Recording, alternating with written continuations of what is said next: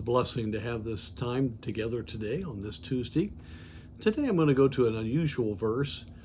Many times we as preachers understand this verse, but many of you that have labored with people understand it also. But it is important to get a hold of this right kind of attitude. In 2 Corinthians chapter 12, the heart of Paul is seen here. He had spent much time in Corinth, but he really did struggle with some of the people there who were very much involved with materialism and then wanting to be known, and there was division, and so he constantly had to work with these people. And he says in verse 15, "And I will very gladly spend and be spent for you, though the more abundantly I love you, the less I be loved." This is where many believers get hung up. The matter of ministry and discipleship is not a steady course. It's not a smooth road.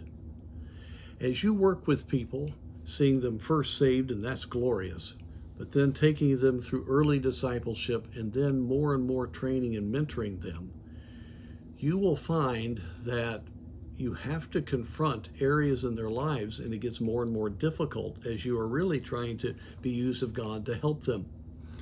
And with some, you will find that even though you sacrifice, and as he said, gladly spend and be spent, he said, the more abundantly I love you, the less I be loved. As he put his heart on the line and worked with them, some turned from him. And this is what causes many a believer to back up on really serving the Lord. You're discipling someone, you spend extra time with them, and then they go off.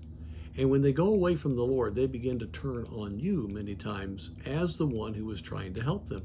There's many reasons for that. They're insecure, they're reacting, they don't like what you said. Many times they're just ashamed. But it's really hard when you just really love someone and then it just doesn't turn out right. And I've seen Christians just say, well, that's what happens. I don't want to go through that. But for every time that happens, you'll have a Timothy, a Titus, a Epaphroditus, others that just will go on and multiply and just be an exciting example of a disciple of Jesus Christ. And many times just even in witnessing, because people where you're putting your heart on the line turn from you and don't want to hear it anymore. Where you have family that you try to reach and you're trying to work with them, and the more you love them, the more they react because they got a bad conscience. Frankly, this is why preachers leave the ministry.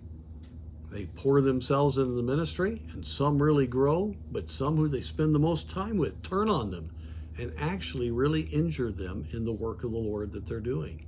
That shows you how deep our fleshly nature is.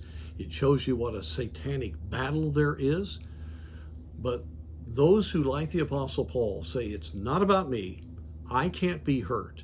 It's not about me being successful. It's about me seeing as many people through as possible for the glory of God. It's those people, like Paul, that make all the difference.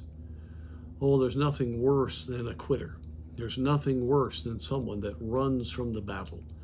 And I just want to encourage you, if you want to stay encouraged, then don't let a disappointment like what the Apostle Paul says here stop you. He kept right on going. God will bless. You just keep on. In fact, many of the people that maybe seem like they love you less, you'll see later on turn to the Lord because of what you invested in them. So let's be steady. Let's stay encouraged in the work of God in the lives of other people.